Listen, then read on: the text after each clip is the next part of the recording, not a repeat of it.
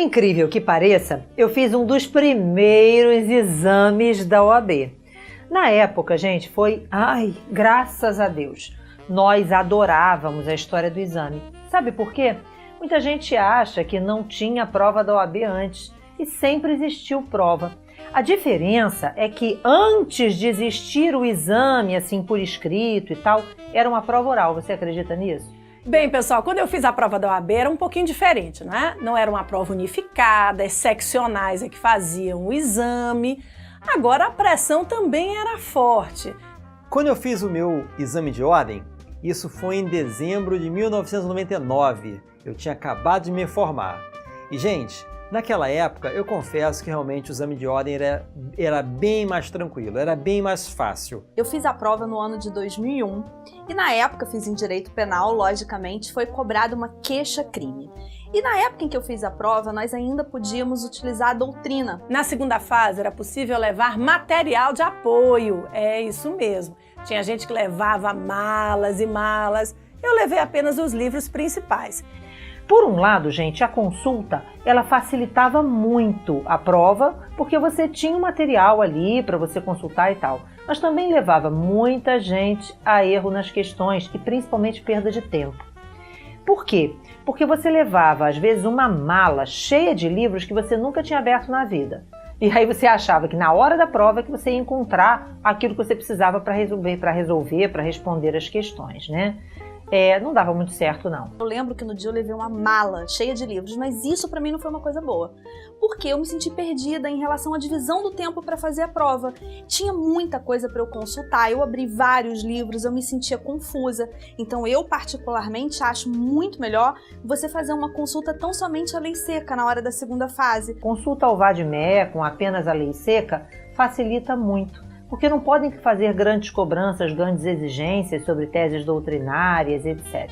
né? Eu não passei de primeira, pelas dificuldades que eu tive, tinha pouco tempo para estudar, porque eu tive que trabalhar para pagar minha faculdade, eu era taxista.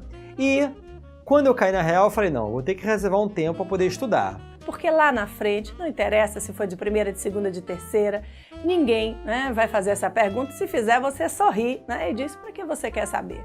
Agora, outra coisa, vocês acreditam que não tinha direito constitucional?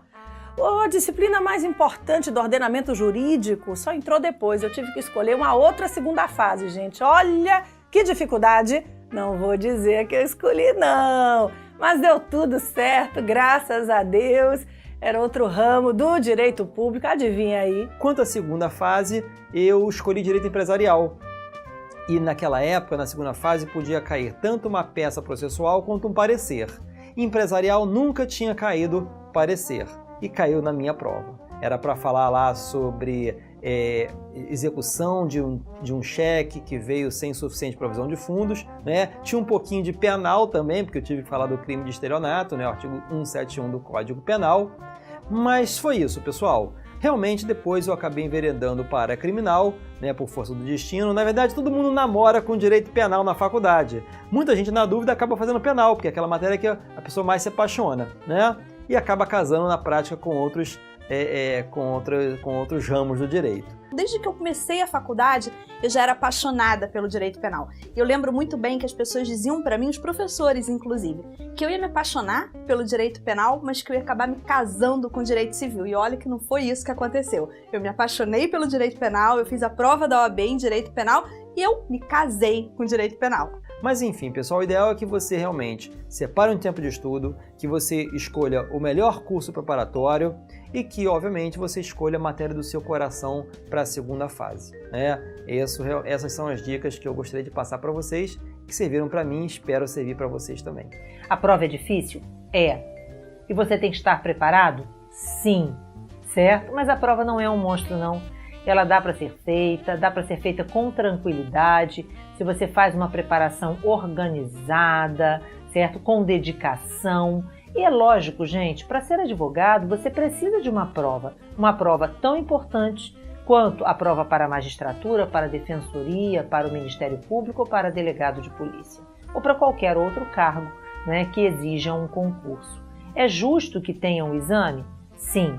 Ele é um monstro? Não.